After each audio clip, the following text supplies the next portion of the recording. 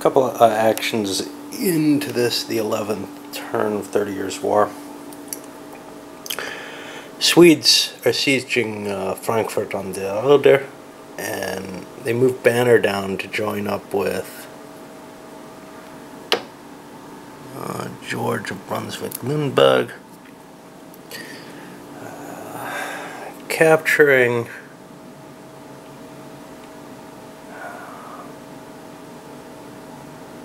enough of Brandenburg that it should have switched hands, which makes this siege unnecessary. No?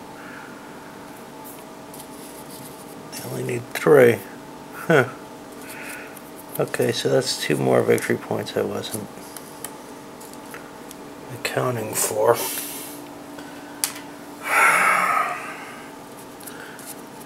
Two, 3 of these. Go back. They get 2 more victory points, dropping it down to 29. They also grabbed Brunswick-Lüneburg, which is worth a couple. So they're making serious strides towards conquering all of Germany, really, as well as opening things up where they can take the Saxons on. For the Catholics, they were stuck at Wurzburg for quite a while. They finally won the siege there. It doesn't really help them too much. It gives them the one city. They've got to get out of there. But they may be able to convert the Upper Palatinate and before they leave. In fact, probably should be able to. Alright, onward. Alright, so here we're essentially at the end of turn 11. Cardinal Infante made it back in behind the red line, basically. But he wanted to give free... he wanted to be paid for by the Spanish Netherlands rather than have to pay out of cash for whatever reason. Doesn't make a lot of difference. Got a combined army up here under Banner with some Protestants, George of Brunswick-Lüneburg, marching their way through Brunswick-Kallenberg, and that may actually come down and go to challenge the Cardinal Infante in Cordoba in the Spanish territories to try to improve their situation. Protestants have gathered their mercenaries here in Bavaria to try and handle that. They didn't have enough to siege Munich anymore. Likewise, our poor Saxon has found himself in a position... We got some changes here. Brandenburg's no longer Catholic. Okay, but Bavaria, he got together enough forces to siege it. The Protestants had a lot of money, but not quite enough to feed everyone. So they had to forage with a couple units in that stack. Here, so Gustavus was involved in a siege he didn't need to be involved in, it turned out, because the territory swung over. And then marched down into Saxony, fought the Saxon army, and we can see what happened there. They got driven back in very bad shape, and they have to go back into Saxony if they want to raise troops, I believe. Yeah, and that doesn't look very helpful. But in the first battle in the game, Adolphus is killed, and we have his replacement and his replacement's replacement together here now, and this becomes by far the less important of the 2 Swedish stacks because Banner's got the 1 movement and he's got the 2-point combat ability, which makes him very, very powerful. Not as powerful, of course, as Adolphus. Catholics are going to throw their card, I guess. It's a useful card if battle happens, but they're not sure that they want to try to get something out of this deck. So right now, I just do not see a way for the Catholics to stop the Protestant advance. The Protestants just have to reduce the victory point level to 0. Right now it's at 28. That's a lot. I don't think they can get it down that low, but I think they can by the end of the game, and the game track seems to be 1 turn short. It's supposed to go 15 turns.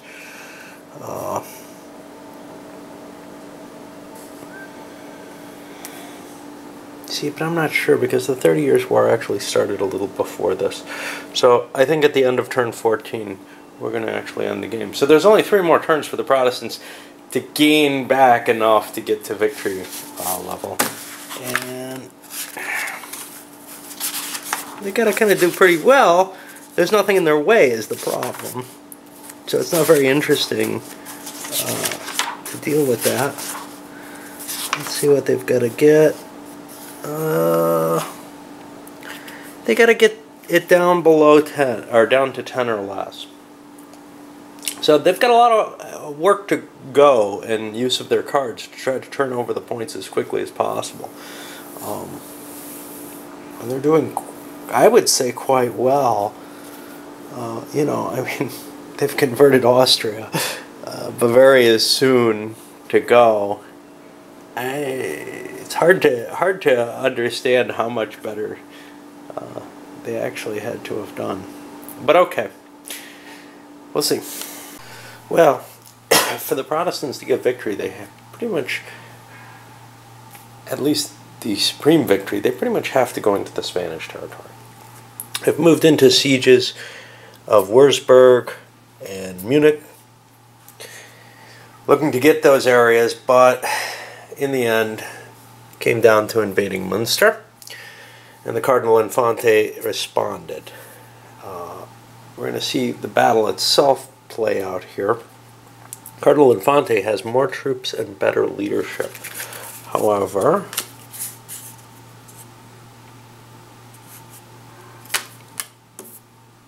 Protestants are going to cancel that leadership advantage with command rivalry. And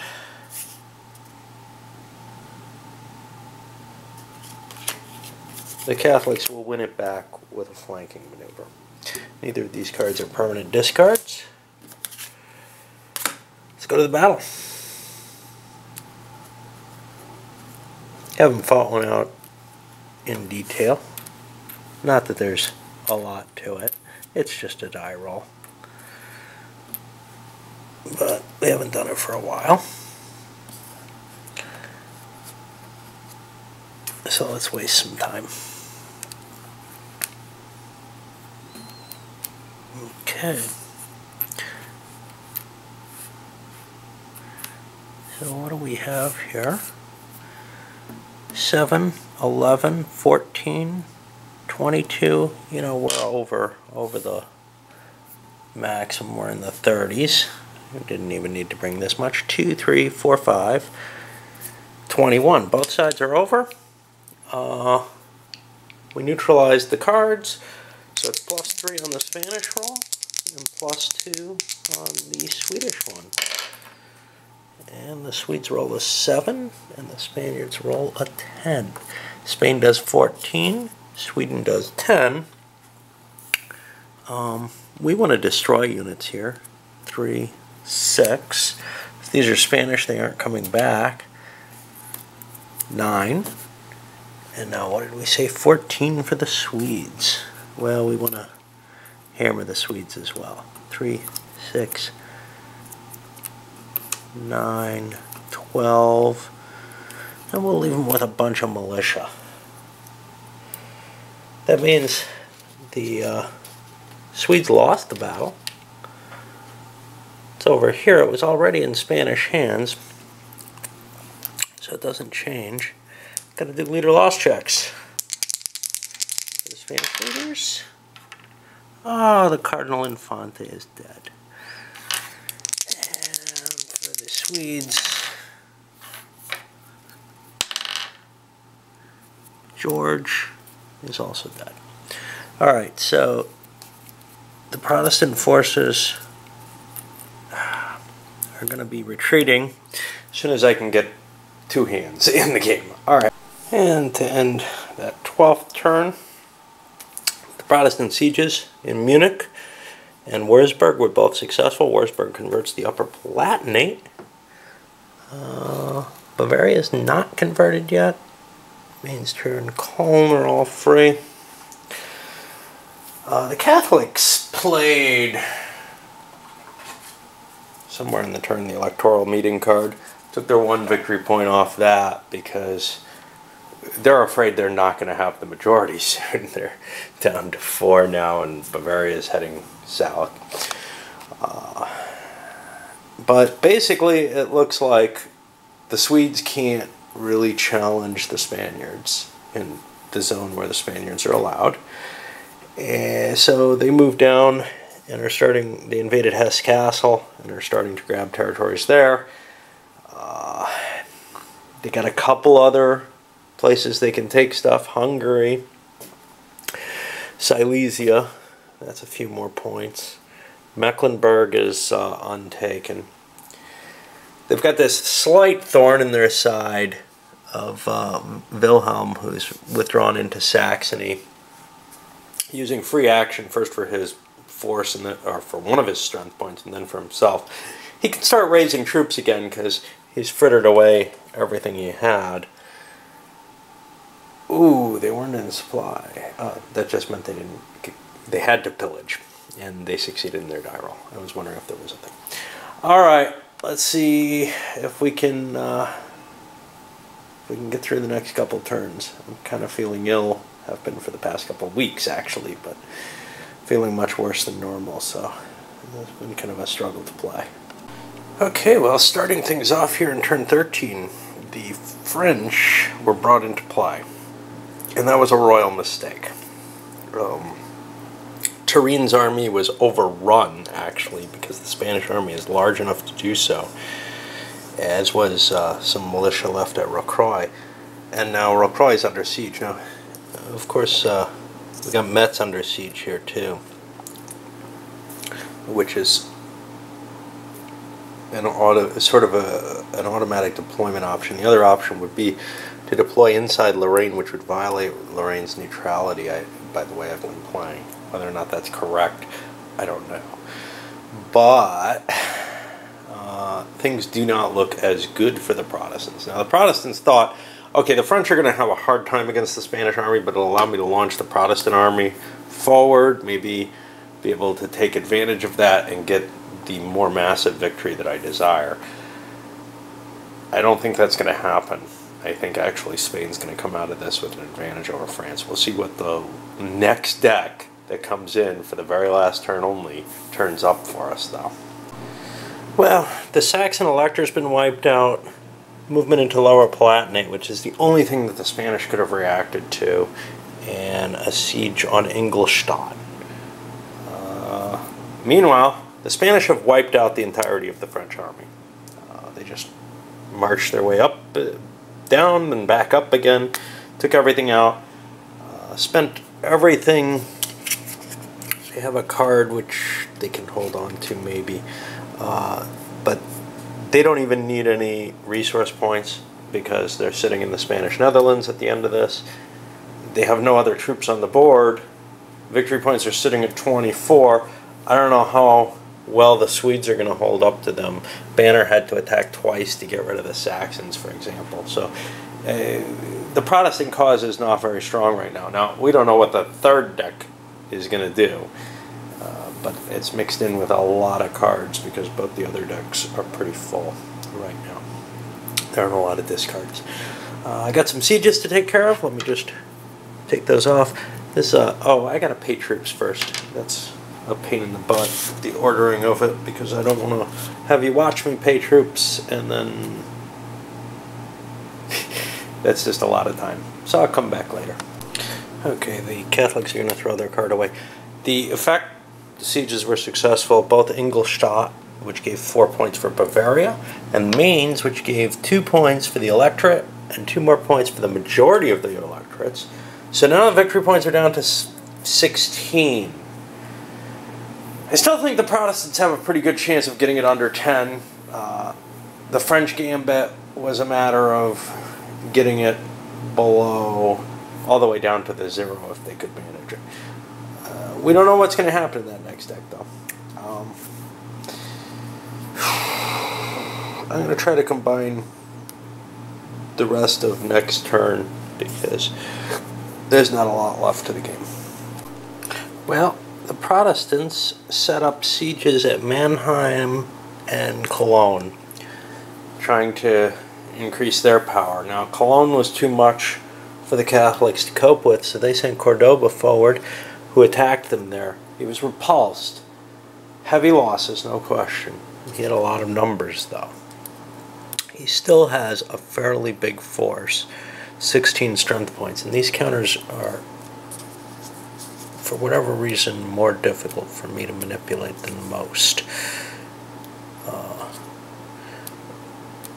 The Swedes are very much weaker at 8 strength points, and worse, they lost Banner. They have no good commanders left on that force. That's probably a sign that they will be driven back eventually. Whether, depending on whether the Catholics have the cards, and they appear to have enough to be able to do that. All right, well, we got 4 more actions. Nobody's got to worry about 4 and 8 in this one, because hey, if your troops die off, it's no big deal. The game's over, right? Well, Mannheim fell, and Mansfeld probably should have marched north to try to deal with the Spaniards, because the Spaniards under Cordoba reacted by going into Cologne, defeating the army there under King. Leslie died, another one of their decent leaders, but Cordoba died.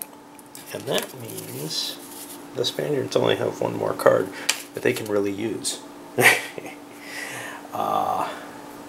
We'll see what happens.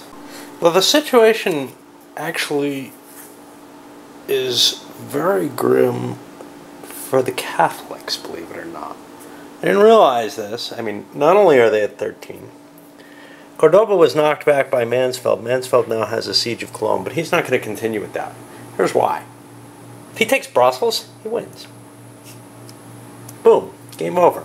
He's got one thing in his way. 1 Spanish veteran unit with a commander. The Spaniards can't move. They can't leave. And in fact, the Protestants could go 1, 2, 3, 4, 5, 6 and convert Brussels anyway. So, I think all I'm going to do is move down to Brussels with that leader. And at this point, is that the best Protestant move, to just charge there? Or can they get 3 points with what they have in their hand? They only have 1 more move left. I guess the answer is clear. They have to go for it. So, we abandon this siege and move forward. 1, 2, there's 1 point.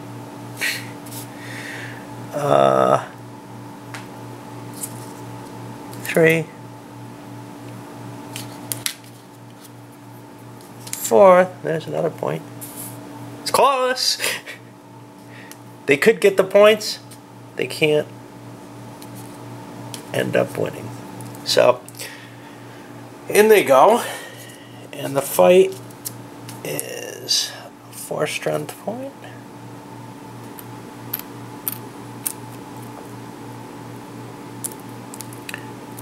Versus 9. Protestants have a +1 on the die roll. Both roll a 6 essentially. 4 strength point, that does 3. 9, that's going to do 6. 6 is enough to destroy the Spaniards. And what was the other one? 3. Will kill a Protestant unit for the simple fact that maybe they could spread them out or something otherwise. This goes away. However, that's a victory in Brussels. Converts it over. And that's the game. There are no more Spaniards to move, even if there was a chance. I don't know if there is. Is it immediate? It would have to be at the end of the turn for the Protestants to win. However, that's not a problem. The only issue here is, well, I have an extra card. The Catholics have no cards that are of any value. They can't, because they have no forces to move. So, that's the end of it. And what have we seen? Well, we saw a game where I certainly was blundering around quite a bit. And maybe not as well as I should have been I normally blunder better. No. I may not have been as well as I should have been to fully enjoy this. I'll come back with a review of it. There were large periods where where there was almost this lull in the entirety of the fighting. There was also